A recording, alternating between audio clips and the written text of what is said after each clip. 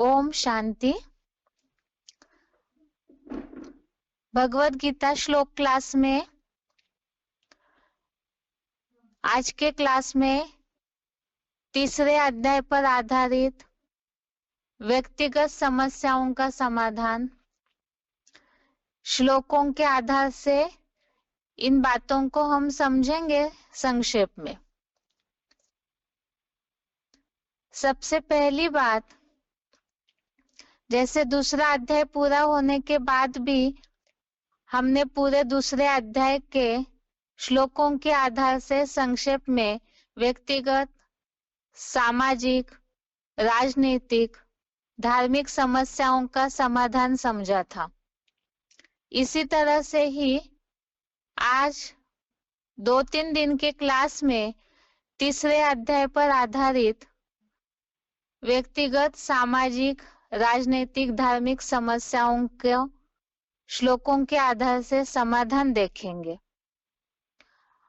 अब ये जो टॉपिक है अध्याय पूरा होने के बाद इन सब समस्याओं के आधार से श्लोक लागू करने का, इसे समझना इसलिए जरूरी है क्योंकि जो भी ज्ञान में चलने वाले ब्राह्मण हैं, कहीं ना कहीं सर्विस फील्ड में या तो रोज के दैनिक जीवन में जो भी संबंध में संपर्क में आते हैं,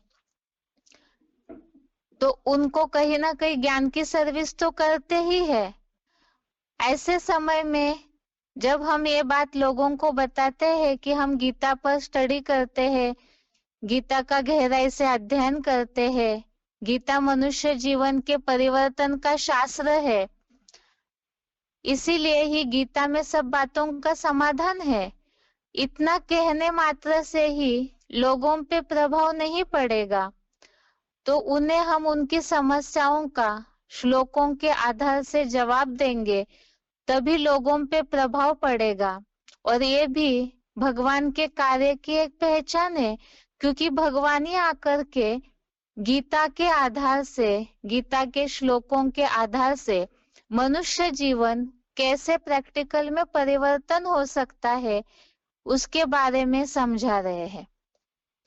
दूसरी बात, अब प्रश्न ये उठता है कि श्लोकों में समस्याएं भी बताई है कि मनुष्य का पतन का कारण क्या है, और उसका श्लोकों में ही समाधान भी बताया है कि क्या करने से हो सकता है। इसी तरह से यदि हम केवल इन श्लोकों को थ्योरी मात्र ही अर्थात नॉलेज के रूप में ही रखेंगे तो उसका प्रभाव नहीं पड़ेगा। कई बार लोगों को ये लगता है कि श्लोकों का तो हमें पता है कि इस श्लोक में ये बात बताई है, इनमें ये बातों का समाधान बताया हुआ है, लेकिन असर तब होगा उसका जैसे कोई भी बीमारी की दवाई तो पता है, लेकिन वो दवाई लेनी होगी, लगातार उसका परहेज करना होगा, लगातार दवाई लेंगे तभी असर होगा।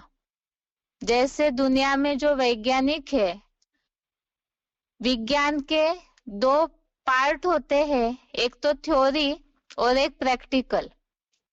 अगर केवल थ्योरी में ही विज्ञान बंधा रहेगा तो कोई भी रिसर्च दुनिया के सामने आ नहीं पाएगा, तो उसे प्रैक्टिकल करना पड़ता है। इसी तरह से भगवान का ज्ञान ये विशेष ज्ञान है, इसे हमने थ्योरी के रूप में बहुत सारे नॉलेज के पॉइंट समझ लिए, गीता के भी सारे श्लोक हमारे बुद्धि में है, लेकिन इसका असर अर्थात दवाई, मनुष्य जीवन की समस्याओं का समाधान श्लोकों के रूप में तभी होगा जब इसे प्रैक्टिकल जीवन में लाएंगे, अप्लाई करेंगे। इसीलिए ही दुनिया में समस्याएं तो बहुत सारी है, इसीलिए भगवत गीता को सर्वशास्त्र में शिरोमणि कहा है, क्योंकि और कोई भी धर्म ग्रंथ ऐसा नहीं है जिसमें सब बातों का मनुष्य जीवन के परिवर्तन का समाधान दिया गया हो, लेकिन भगवत गीता में मनुष्य के जीवन के हर पहलू का जीवन की हर समस्या का समाधान दिया हुआ है। आज के क्लास में व्यक्तिगत समस्याएं और उनका श्लोकों में ही क्या समाधान दिया हुआ है उसे देखते हैं। सबसे पहली बात, ये तो सभी की ही समस्या है।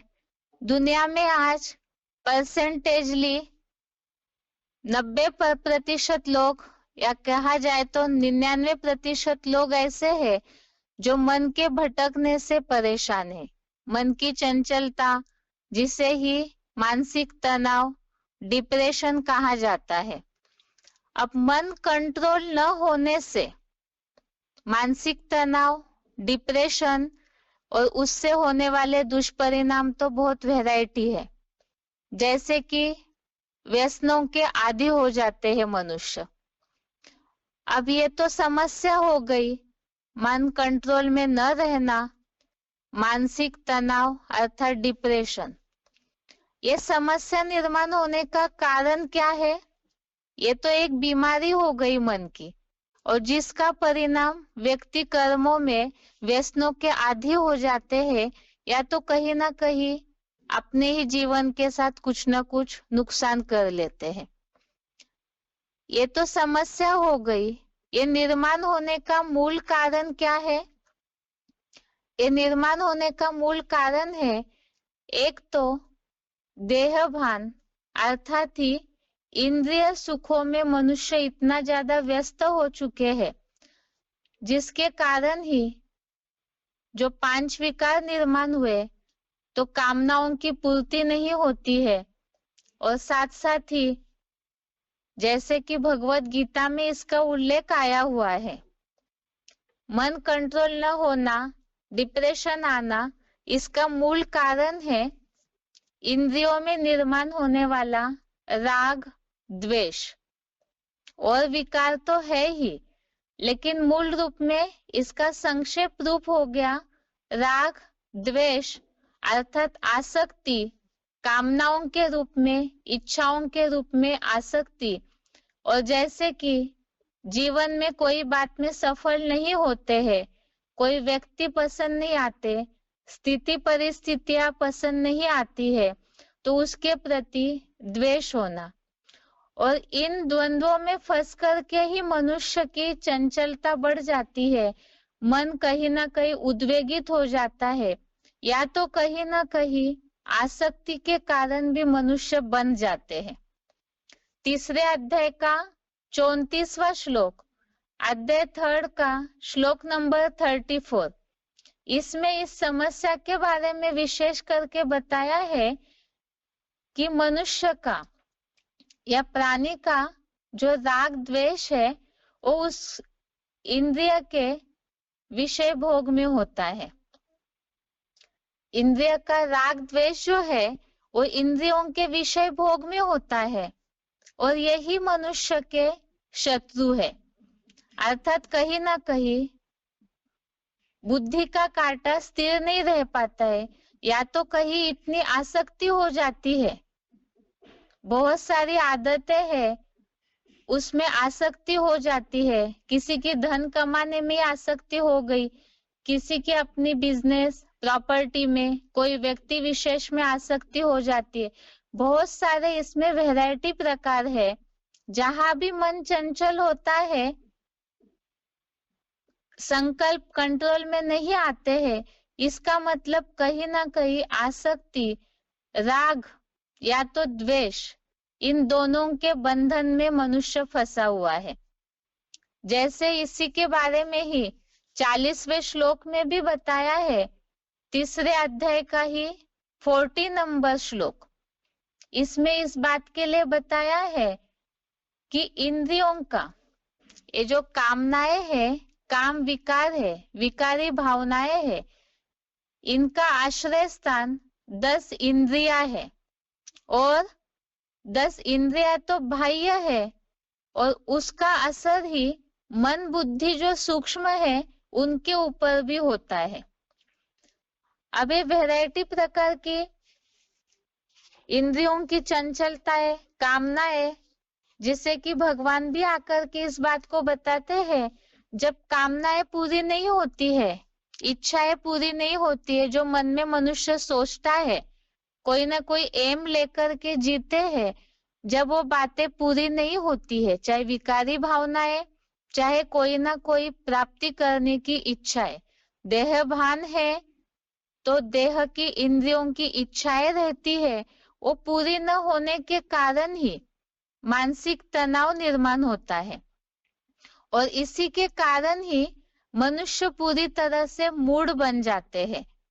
मूड बन जाते हैं अर्थात कंफ्यूजन में आना, जैसे डिप्रेशन वाले व्यक्ति इतने खो जाते हैं, उन्हें ही समझ में नहीं आता है कि वो कर क्या रहे हैं और इससे निकलने के लिए ही व्यसनों के अधीन हो जाते हैं।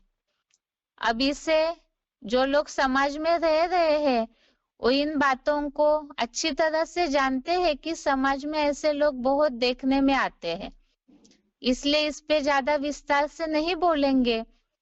इसका समाधान क्या है उसे देखते हैं, क्योंकि कामनाएं जो निर्माण होती है वो आग की तरह होती है और वो बुद्धि के ज्ञान को पूरा ढक देती है, अर्थात मनुष्य की बुद्धि को, समझ शक्ति को पूरा नष्ट कर देती है। इंद्रियों की चंचलता इतनी प्रबल हो जाती है कि उस समय आवेग में क्या करना है वो मनुष्यों को समझ में नहीं आता है। जैसे उदाहरण के लिए लेते हैं, कोई सिगरेट पीने वाले हैं, अन्य प्रकार का नशा करने वाले हैं, तो इतने ज्यादा आदी हो जाते हैं उसके कि उसे छोड़ नहीं पाते हैं। अगर उसे छोड़ भी दिया, उन्हें पता है बीमारी हो रही है, अगर नशा करने वालों ने उस नशे को छोड़ भी दिया, क्योंकि ये राग द्वेष इंद्रियों के विषय भोग में होता है, अर्थात आसक्ति हो गई इन चीजों को यूज करना। अब अगर इसे छोड़ भी देते हैं व्यसनों को, तो भी उनका मन बेचैनी में ही लगा रहेगा। इसका उपाय क्या है? इसका समाधान ही मन के कंट्रोल के लिए 41 नंबर श्लोक में, 41 नंबर श्लोक में ये बात बताई है भगवान ने कि पहले इंद्रियों को नियंत्रित करो। इंद्रियों को नियंत्रित करना अर्थात जहां जहां भी गलत आदतें हैं, जो बुद्धि को बार बार, मन को बार बार भगा रही है, जैसे कई लोगों को कुछ ना कुछ क्लब वगैरह जाने की आदतें है, फिल्म देखने की आदतें है, जिससे मनसा का पतन होता है बहुत ज्यादा। तो इसीलिए भगवान ने बताया है पहले इंद्रियों को नियंत्रित कर, 41 नंबर श्लोक में, क्योंकि ये इंद्रिया ही ज्ञान योग अर्थात मनुष्य की बुद्धि की समझ शक्ति को ही नष्ट कर देते हैं, व्यक्ति के ज्ञान को पूरा ढक देते हैं, समझ को ढक देते हैं और वो गलत मार्ग का अनुसरण करते ही रहता है। अच्छा, सिर्फ इंद्रियों को नियंत्रित कर लिया तो हो जाएगा? जैसे अभी उदाहरण लिया, नशा करने वाले हैं, उन्हें कह दिया कि ये हालात पूरा मृत्यु तक पहुंचा देती है नशे की, इसलिए उन्होंने नशा करना छोड़ दिया, अपनी जो गलत आदत है उसे छोड़ दिया, लेकिन मन की बेचैनी, वो जो परेशानी है, डिप्रेशन है, वो कैसे कम होगा? तो ये तो एक परहेज हो गया। जैसे कोई बीमारी है तो उसमें सबसे पहली बात, जिस कारण बीमारी निर्माण हो रही है, खान पान के अशुद्धि के कारण, तो उसे लेना बंद करना, अर्थात वो परहेज करना। लेकिन बिना दवाई के अंदर जो बीमारी के जर्म्स घुसे हुए हैं, उसे निकालने के लिए दवाई भी लेनी होगी। अब इंद्रियों को नियंत्रित किया, अर्थात जैसे परहेज कर लिया, क्योंकि इंद्रियों के द्वारा किए जाने वाले पसंद वाले जो दिखावटी अल्पकाल के सुखदायी कर्म होते हैं, तो वो वास्तव में ही मनुष्य के मन को चंचल करते हैं। इसीलिए ही अब इंद्रियों को नियंत्रित तो कर लिया, ये गलत आदतों से छूट गए। लौकिक दुनिया में, समाज में ऐसे बहुत सारे वैरायटी प्रकार है जिसमें इंद्रियों के योग सिखाए जाते हैं, जैसे प्राणायाम करना। बहुत सारे ऐसे हठ योग के प्रकार है जिससे इंद्रियों पे कंट्रोल करना, लंबे समय तक एक ही आसन में बैठना, ये सब प्रकार सिखाए जाते हैं। लेकिन क्या इससे परमानेंटली पूरी तरह से मन एकाग्र हो जाता है? नहीं होता है।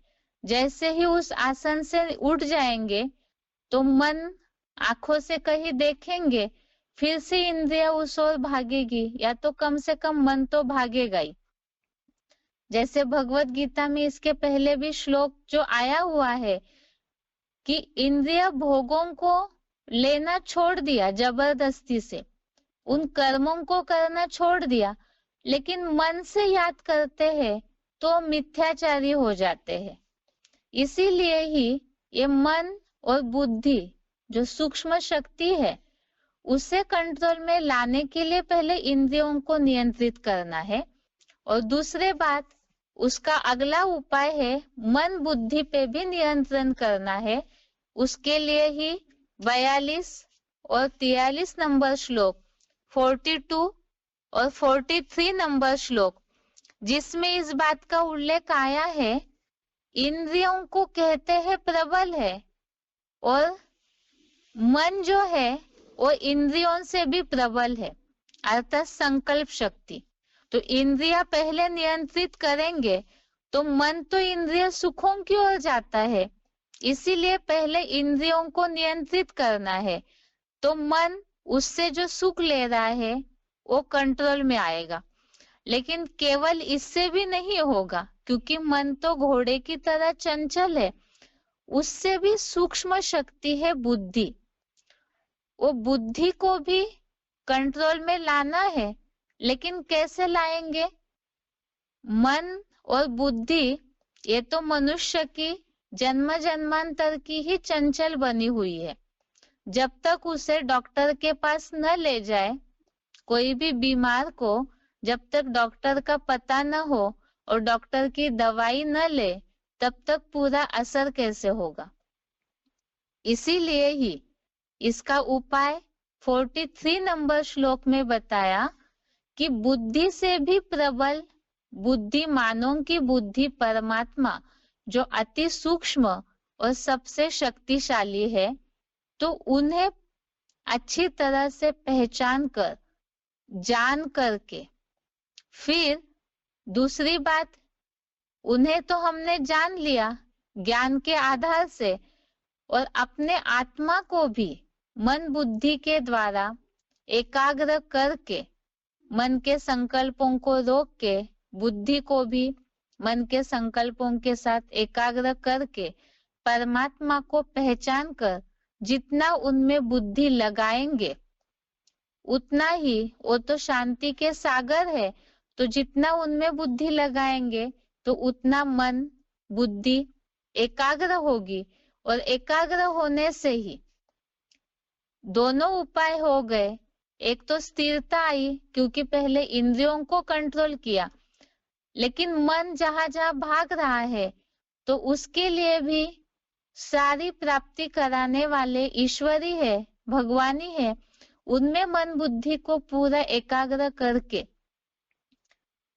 लगा लेंगे तो ये दवाई लेना हुआ, और ये दवाई भी जो बताया तुरंत तो असर नहीं होता है, क्योंकि मन बुद्धि चंचल है, लगातार आदत हो चुकी है विकारी भोग भोगने की, तो इसीलिए इसके लिए अभ्यास करना जरूरी है और वैराग लाना जरूरी है।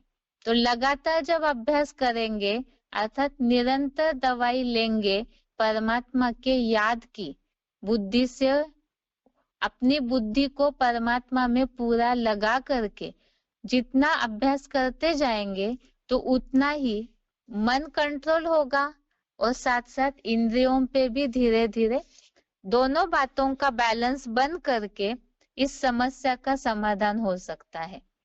अब दुनिया में तो बहुत ऐसे मेडिटेशन सिखाते हैं जैसे श्वास प्रश्वास की प्रक्रिया रोकना।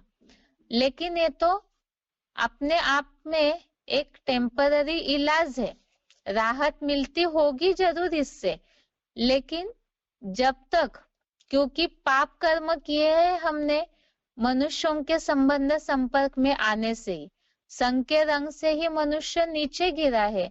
इसीलिए ही जो एक सत्य है उनमें जब तक बुद्धि लगा करके उनका संग नहीं करते हैं, बुद्धि पूरा परमात्मा की याद में लगाएंगे, तभी ही असर होगा और इन तनाव से मुक्ति हो सकती है, मन भी कंट्रोल में आ सकता है। दूसरी समस्या है भय से मुक्ति। वैरायटी प्रकार का भय है और भय आता है देह भान के कारण।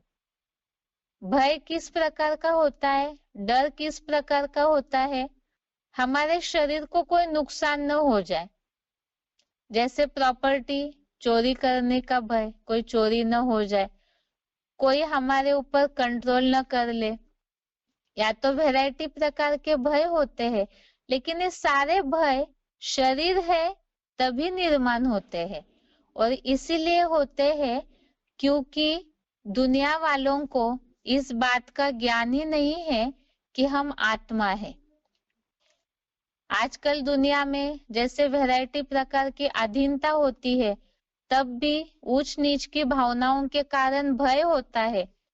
इन सब का समाधान ही तीसरे अध्याय का 35वां श्लोक, अध्याय 3 का श्लोक नंबर 35, इसमें बताया है स्वधर्मे निधनम श्रेय परधर्म भयावह, अर्थात दूसरों का धर्म भय पैदा करने वाला है, देह भान का धर्म भय पैदा करने वाला है, खतरनाक है।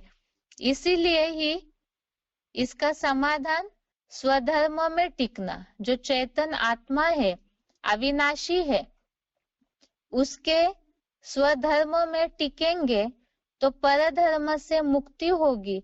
अर्थात ही उसके लिए अभ्यास की जरूरत है, और अभ्यास जितना करते जाएंगे, इस बात की गहराई को एडवांस कोर्स के आधार से जितना समझेंगे, तो उतना ही इसकी प्रैक्टिस कर सकते हैं। तीसरी समस्या है पारिवारिक संघर्ष या संबंध संपर्क में जो आते हैं उनसे तनाव। मेंटल टेंशन का ये भी एक कारण है लोगों का पारिवारिक संघर्ष। ये बात तो भगवान भी इस सृष्टि पर आकर के बताते हैं कि अभी तो हर घर घर में ही महाभारत युद्ध चल रहा है। भगवत गीता में जो बातें बताई हुई है अर्जुन को, तो वो केवल एक पर्टिकुलर अर्जुन के लिए, एक व्यक्तित्व के लिए नहीं बताई है भगवान ने। जितने भी मनुष्य मात्र है, नंबरवार नर, उन सबके लिए ही भगवान ने ये बातें बताई है। तो हर घर में ही पारिवारिक संघर्ष, महाभारत युद्ध चलता ही है। उसका कारण क्या है, कारण समझेंगे तब निवारण भी आएगा। एक तो है तीसरे अध्याय का 16वें श्लोक में इस बात का उल्लेख आया है, इंद्रिय सुखों में जो व्यग्न है तो व्यर्थ ही जीवित है। तो मनुष्यों में देह भान ज्यादा होता है। दूसरी बात, सबसे ज्यादा परिवार में जो माता पिता है और युवा पीढ़ी है, न्यू ब्लड है, उनके बीच में ही तनाव ज्यादा रहता है। किस कारण से? बच्चों के बुद्धि में तो ये है कि हम समझदार है, पढ़ लिख लिए है, दुनियावी नॉलेज आ गया है, तो हमें कंट्रोल में न रखे। माता पिता तो पिछड़े जमाने के हैं, तो ज्यादा पढ़े लिखे नहीं है, तो हमें न समझाए। और माता पिता को बुद्धि में ये है कि हमारे बच्चे हैं, मेरा मेरापन लगा रहता है, मेरा परिवार है, मेरे बच्चे हैं। जो पिताएं हैं, हो सकता है कई माताएं भी दुनिया में, ऐसे समाज में लोग हैं जो माताएं भी कमाती है, तो बुद्धि में ये रहता है कि मैं इतनी सारी मेहनत कर रहा हूँ, कर रही हूँ, तभी ये परिवार चल रहा है, तो ये मेरापन का अहम रहता है।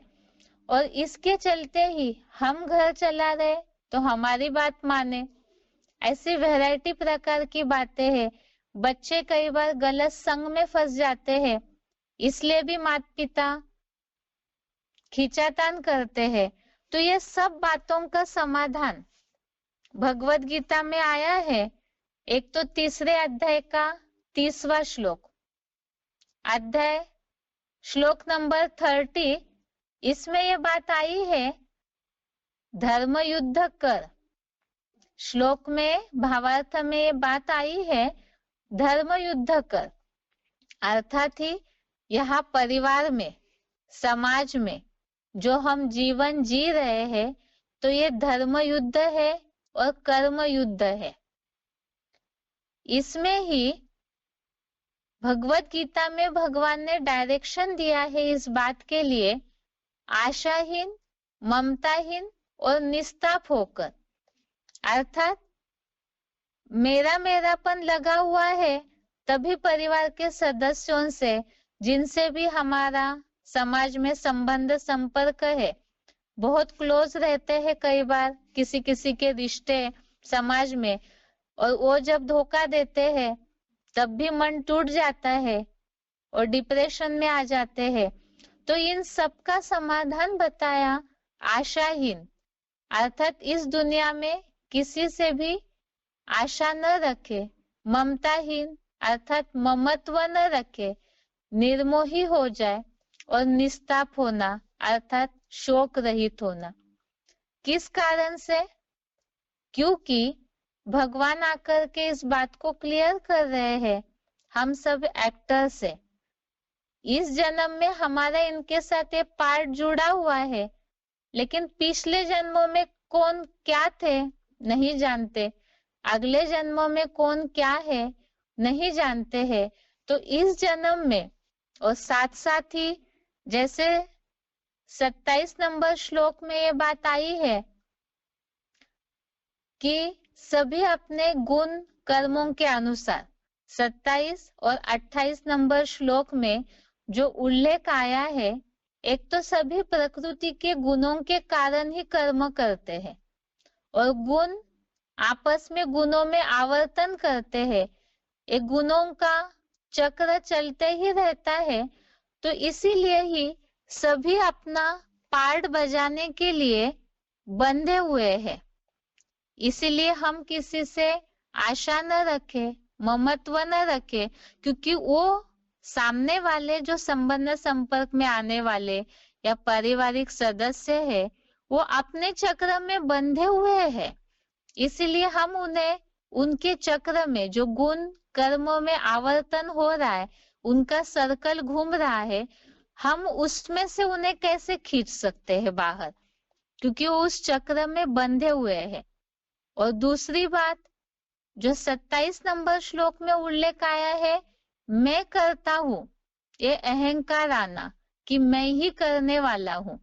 वास्तव में सब कुछ तो ड्रामा अनुसार या जो चक्र नूंदा हुआ है सभी का प्रकृति के गुणों के कारण, उस अनुसार ही सब कर्म कर रहे हैं।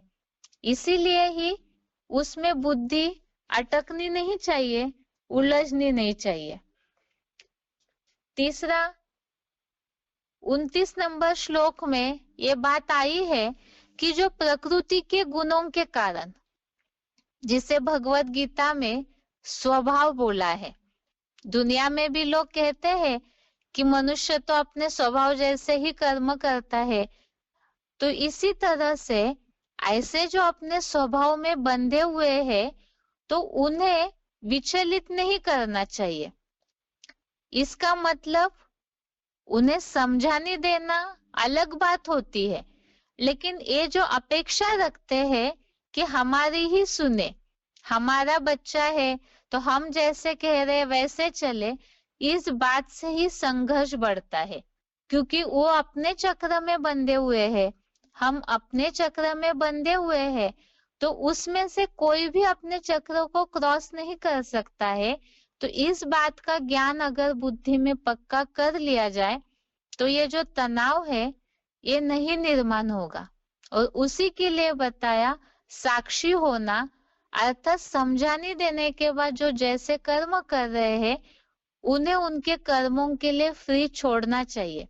जो भगवत गीता में इस बात का उल्लेख आया है, जो अपने गुणों में भ्रांत है या जो ऐसे अधूरे ज्ञानी है, दुनिया के हिसाब से किसी में बहुत अच्छी समझ होती है, दुनिया में लोगों को भगवान का ज्ञान नहीं है, लेकिन अपने ही उनके स्वभाव संस्कार इतने रॉयल है कि वो बहुत अपने को रिजर्व करके लिमिट में रखकर चलते हैं। अर्थात दुनिया के हिसाब से वो फिर भी समझदार है। और जो कम समझ वाले हैं, जिनका स्वभाव ही ऐसा है, उनके प्रकृति के गुणों के कारण बेसमझ जैसे चलना, तो वो अपने चक्र में बंधे हुए हैं, उन्हें बार बार विचलित करेंगे, टोकेंगे तो संघर्ष होगा ही। इसीलिए ही 33 नंबर श्लोक में भी ये बात बताई है कि रोकथाम क्या करेगा, या सारे उपक्रम ही व्यर्थ हो जाएंगे। जो अपने स्वभाव की ओर जा रहा है प्राणी, तो उन्हें रोकथाम करने के सारे उपक्रम व्यर्थ होंगे। इसीलिए केवल समझाने देना है, लेकिन आशाहीन ममताहीन होकर के ये जो धर्म युद्ध कर्म युद्ध है उसे करते रहना है। उसमें भी खास बात बताई आध्यात्मिक बुद्धि से। अगली समस्या है कर्म बंधन से मुक्ति। अब ये कर्म बंधन है क्या? दुनिया में लोग नॉलेज तो जानते नहीं है, भगवान की पहचान भी नहीं है, लेकिन ये बात सब जानते हैं कि जिस घर गृहस्थ का पाला पड़ा है, जो चक्र में फंसे हुए हैं, लोग कहते भी है कई बार लोग कि जाल से निकलना बहुत मुश्किल है, समय ही नहीं मिलता है, तो उसके लिए ही ये जो कर्म बंधन है, बंधन ये शब्द ही दर्शाता है एक तरफ से दुख है, और इस दुख से, इस कर्म बंधन से मुक्ति कैसे हो सकती है? भगवत गीता में कहीं भी भगवान ने ऐसे नहीं बोला है अर्जुन को कि सब कुछ छोड़ करके चले जाओ, संन्यास ले लो, बल्कि अर्जुन को हर जगह घर गृहस्थ में रहते हुए भी किस तरह से रहना चाहिए, इसका उपाय ही भगवान ने बताया है। जैसे तीसरे अध्याय का 9वां श्लोक है, अध्याय 3 का श्लोक नंबर 9, इसमें इस बात का उल्लेख आया है, यज्ञ कर्म के अलावा बाकी सारे दूसरे जो नरक लोक के कर्म है वो बंधन है। अब समाज में लोग यज्ञ कर्म जानते नहीं है, ज्ञान में आने के बाद हमें भगवान की पहचान हुई, इसलिए हम इस बात को जानते हैं। अर्थात ही भगवान के कार्य की पहचान ले करके ईश्वरीय सेवा का कर्म करे। जैसे कहा जाता है कि जहाँ मन होगा वहां ही जहाँ हमारा तन होगा वहां ही हमारा मन होगा। तो ईश्वर की सेवा करते रहेंगे, ईश्वर के कार्य में लगे रहेंगे, तो बंधन मुक्ति हो सकती है। लेकिन इसका मतलब घर गाट छोड़ करके सन्यासी बन जाए सब लोग, ऐसे नहीं है। इसके लिए ही भगवत गीता में जनक का उदाहरण दिया हुआ है, तीसरे अध्याय का 20वां श्लोक, 20 नंबर श्लोक। इसमें इस बात का उल्लेख आया है, जनक ने जैसे अपने गृहस्थ में रहते हुए भी जीवन मुक्ति रूप सिद्धि प्राप्त की थी। ये बात शास्त्रों में बहुत प्रसिद्ध है कि राजपाट में रहते हुए भी राजा जनक मुक्त अवस्था का अनुभव करते थे। और इसमें भगवत गीता में इस बात को बताया है, लोक संग्रह को भली भांति देखते हुए भी, अर्थात घर गृहस्थ में रहते हुए जिन लोगों के साथ हमारा संबंध संपर्क है उनके साथ भली भांति व्यवहार आचरण करते हुए भी अगर हम ईश्वरीय सेवा का कर्म करते हैं साथ ही साथ, तो उससे मुक्त अवस्था का या कर्म बंधन से मुक्ति की अनुभूति हो सकती है। यह है व्यक्तिगत समस्याएं और श्लोकों के आधार से उसका समाधान। आज की क्लास में यहाँ तक ही। अभी आगे बेसिक कोर्स।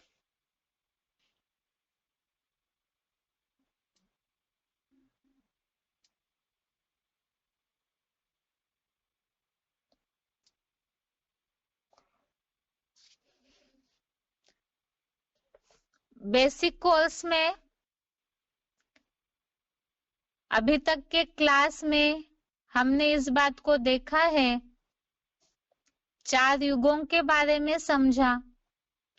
4 युगों से आत्मा प्रसारित होते होते किस तरह से कलयुग अंत तक आते आते आत्मा की शक्ति क्षीण हो जाती है।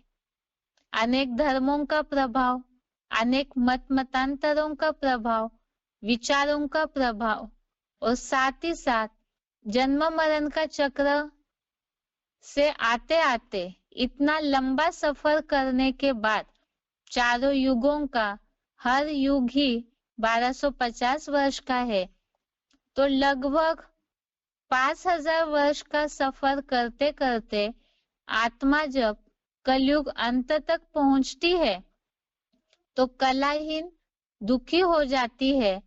जैसे चंद्रमा अमावस्या में पूरा अंधेरा हो जाता है, चंद्रमा की रोशनी पूरी नष्ट हो जाती है, इसी तरह से आत्मा की शक्ति भी कलयुग अंत तक पूरी क्षीण हो जाती है।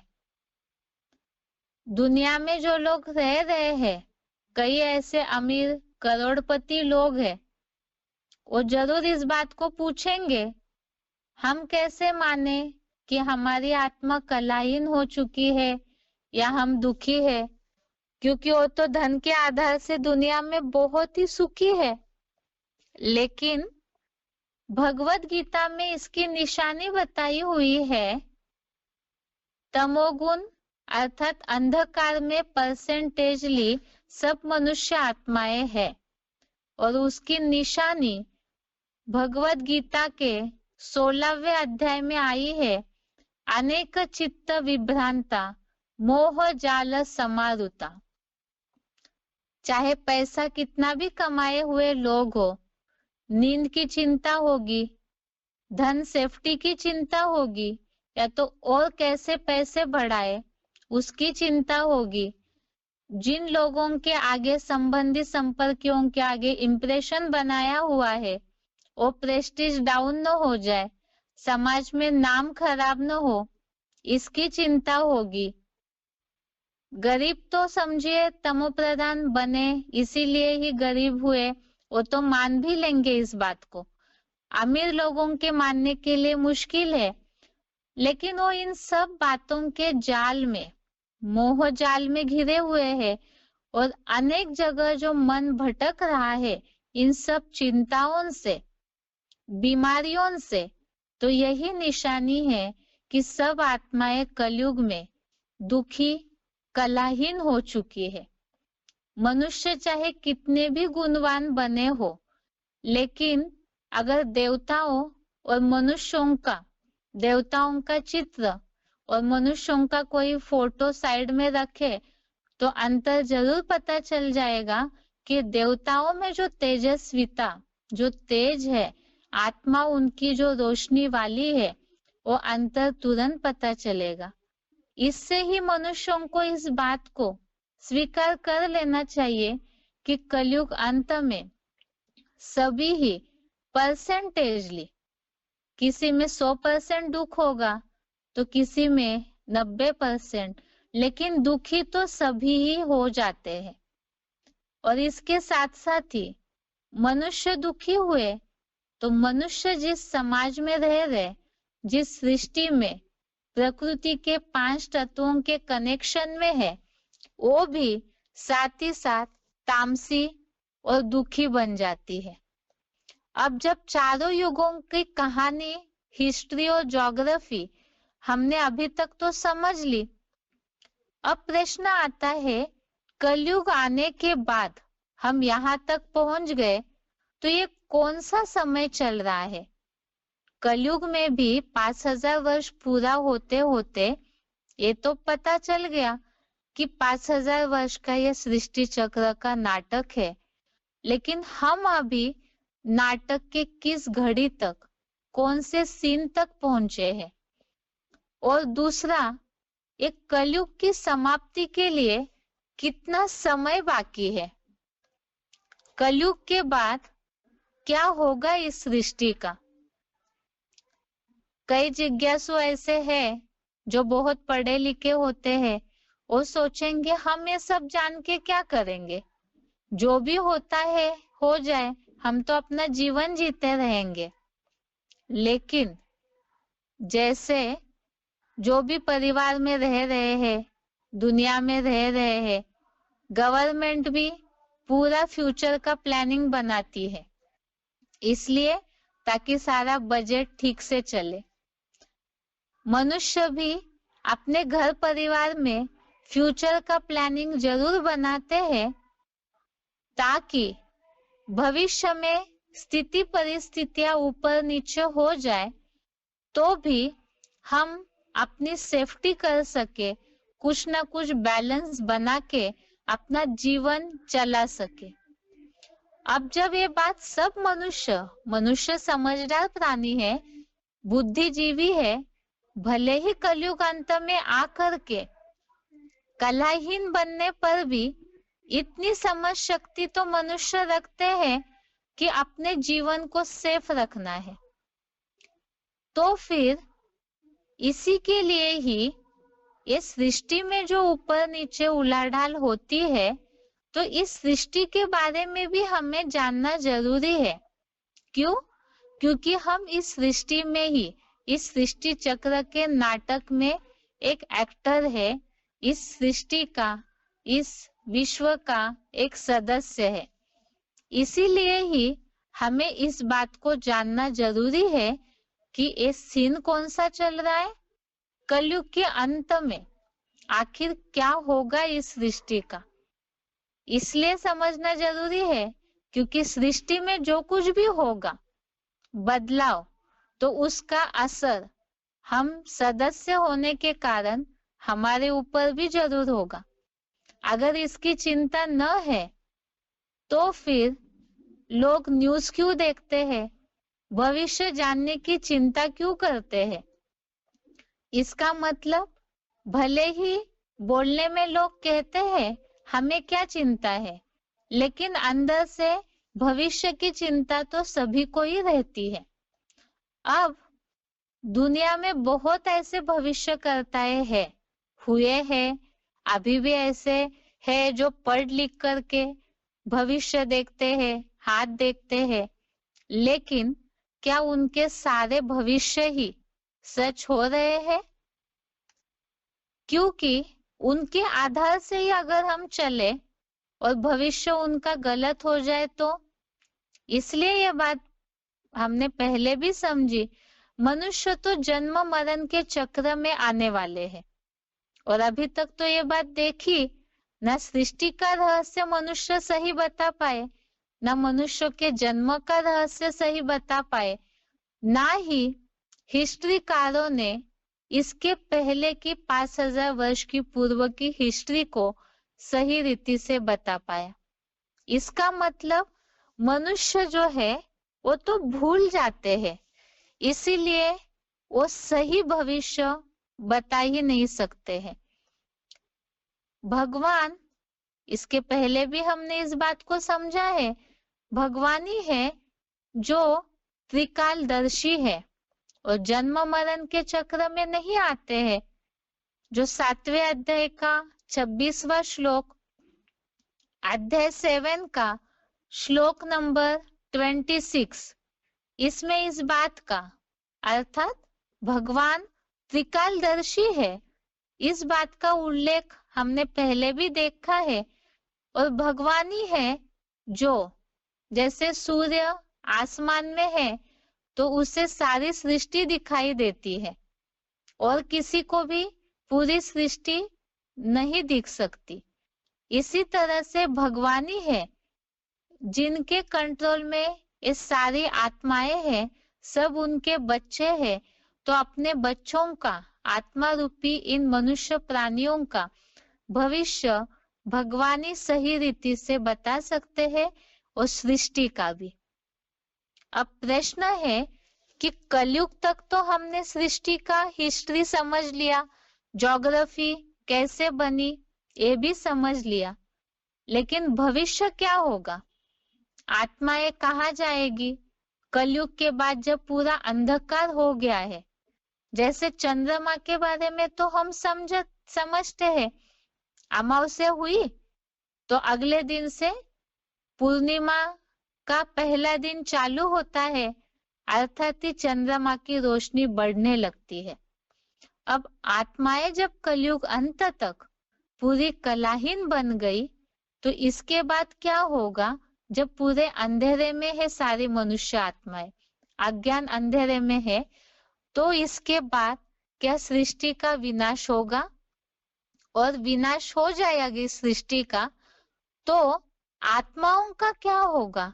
जो इतना विशाल, इतनी सारी करोड़ों मनुष्य इस सृष्टि पर है, उनका क्या होगा?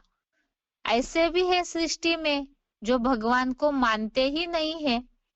बहुत ऐसे शास्त्रकार है, विद्वान पंडित है, जो इस बात को कहते हैं कि आत्मा परमात्मा में लीन हो जाती है।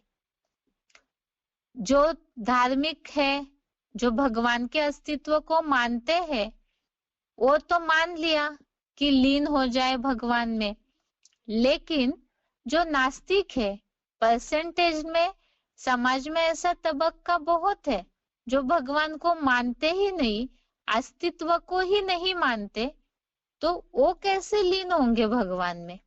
और क्या सच में ही आत्मा लीन हो जाती है? लीन होना अर्थात क्या पूरी आत्माएं नष्ट हो जाएगी, ये सृष्टि पूरी नष्ट हो जाएगी? इसका सत्य जानने के लिए ही भगवान क्या बताते हैं उसे समझना होगा। लेकिन सबसे पहले क्या सृष्टि का विनाश, मनुष्यों का तो देखेंगे, लेकिन सबसे पहले जो विशाल सृष्टि है उसके बारे में देखते हैं। क्या सृष्टि का पूरी तरह विनाश हो जाएगा? विनाश अर्थात शास्त्र की भाषा में जिसे, शास्त्रों पुराणों में जिसे प्रलय के रूप में यूज किया है। भगवान तो इस सृष्टि के लिए बता रहे हैं कि ना ही इस सृष्टि का संपूर्ण विनाश होगा, अर्थात प्रलय नहीं होगा, न ही आत्माएं परमात्मा में लीन हो जाएंगे, क्योंकि सृष्टि अनादि है। अब जो ये वाक्य बोला है, सृष्टि अनादि है, इसमें अभी एक वाक्य बताया, संपूर्ण विनाश नहीं होगा। ये बोलने के पीछे का भावार्थ क्या है, इससे आगे समझ में आएगा ही, इसलिए इसका अन्यर्थ न लिया जाए। संपूर्ण विनाश या प्रलय नहीं होगा, अर्थात सृष्टि अनादि है। सृष्टि अनादि है, इसके बारे में ही भगवत गीता में भी उल्लेख आया है। पहले तो अनादि शब्द का अर्थ हम समझते हैं कि सृष्टि अनादि है, इसका मतलब क्या? अनादि अर्थात जिसका कोई आदि न हो, जो कभी रची नहीं जाती है।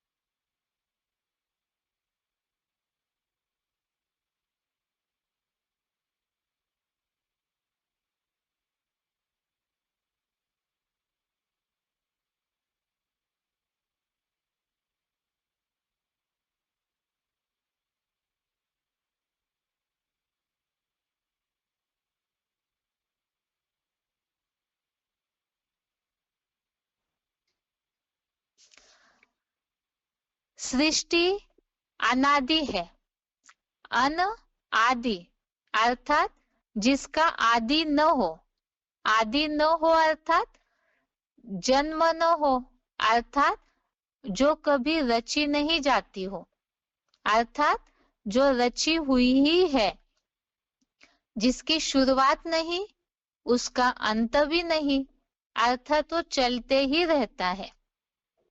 इसके बारे में ही हमने पहले समझा था कि ये सृष्टि प्रकृति और पुरुष का खेल है।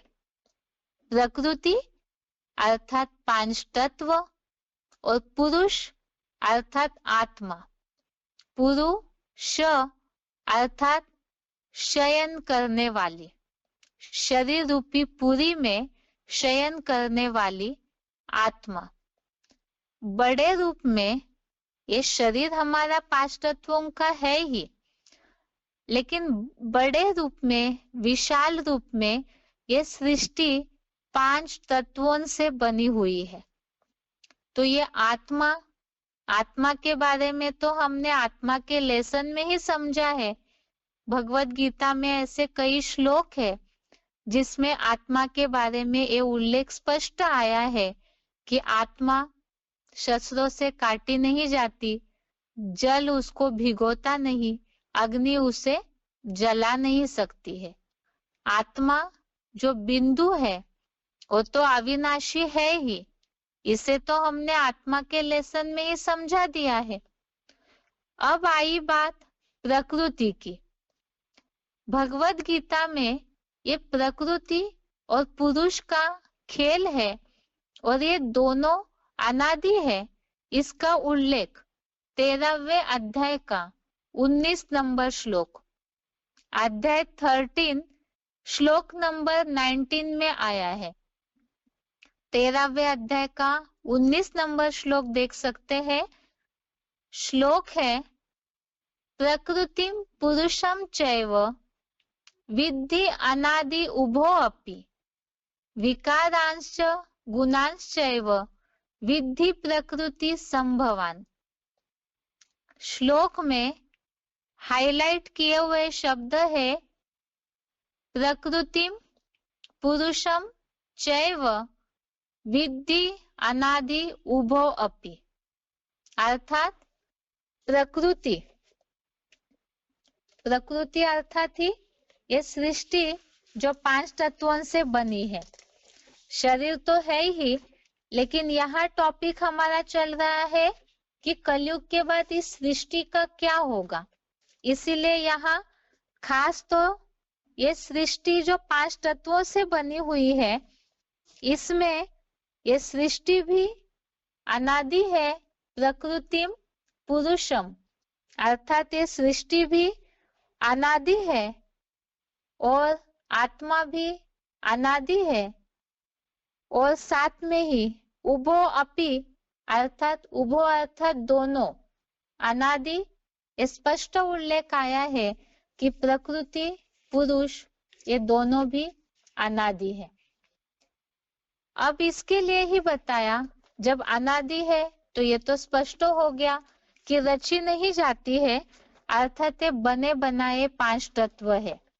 कब रचे इसके बारे में नहीं पता, लेकिन ये शुरुआत से ही चलते आए हैं, तो इसका अंत भी नहीं हो सकता। भगवान इसका रहस्य बताते हैं कि ये सृष्टि अनादि है और ये सृष्टि का चक्र अर्थात ये अविनाशी ड्रामा जो 5000 वर्ष तक रिपीट होता है।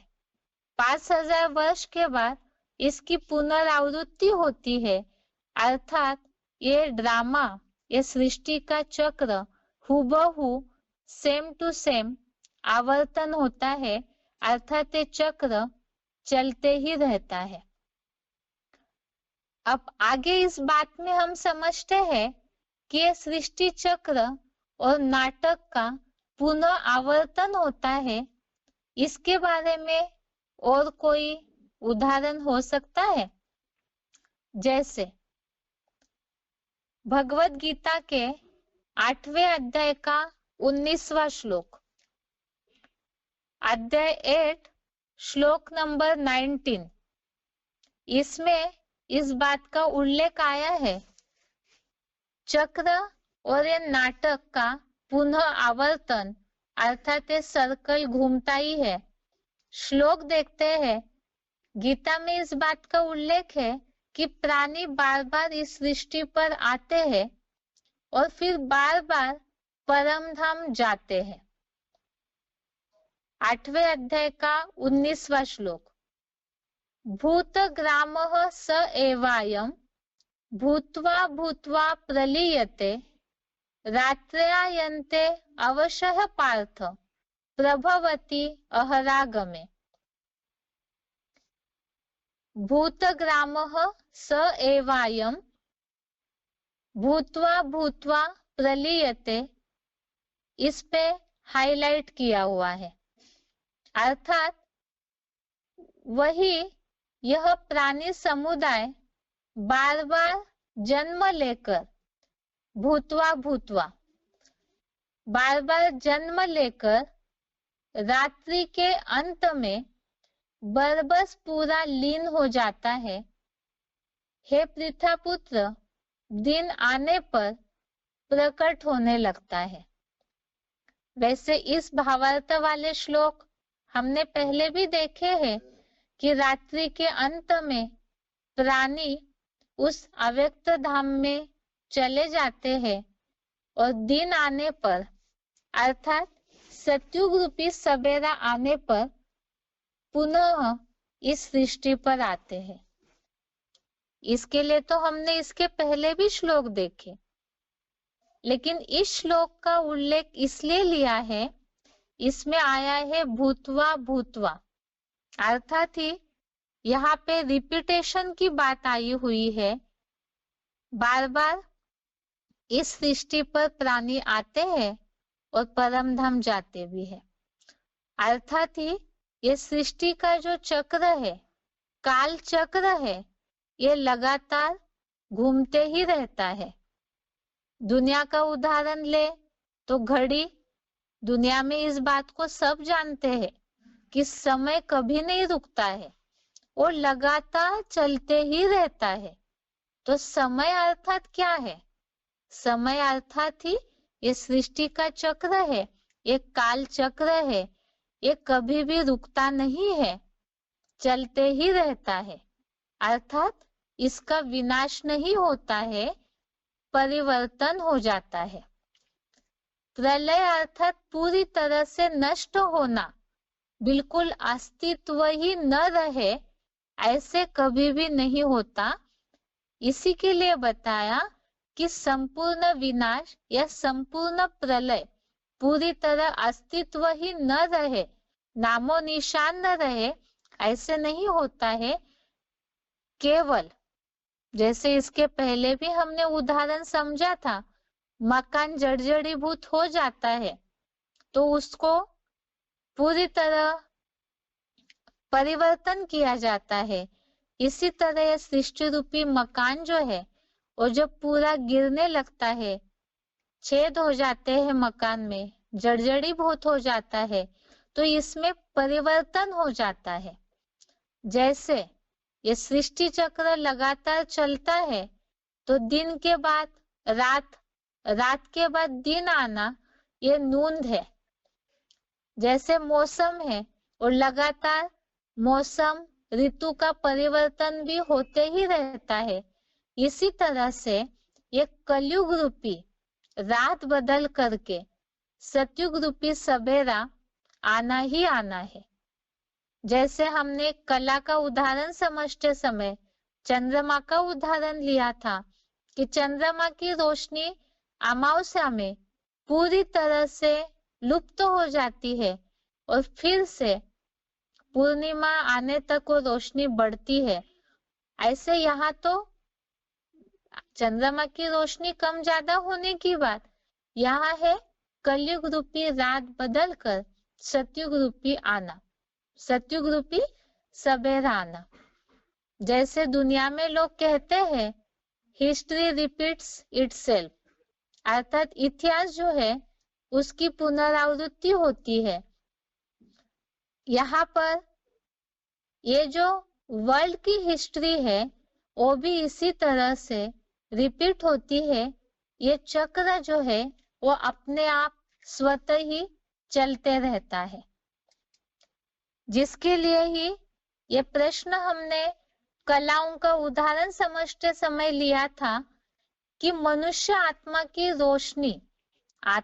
रोशनी बढ़ने का समय कौन सा है? जब वो कलयुग अंत में पूरी तरह से कलाहीन हो जाती है आत्मा, तो क्या वे रोशनी बढ़ सकती है? और अगर वो बढ़ती है तो कब बढ़ती है? इसी तरह से कलयुग के बाद क्या होगा?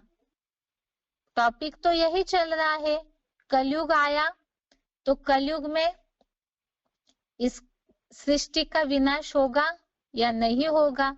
इसके लिए हमने समझा सृष्टि अनादि है।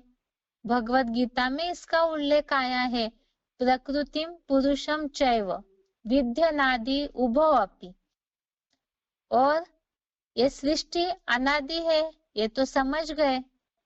अब ये सृष्टि का चक्र बार बार आवर्तन होता है, चक्र चलता है।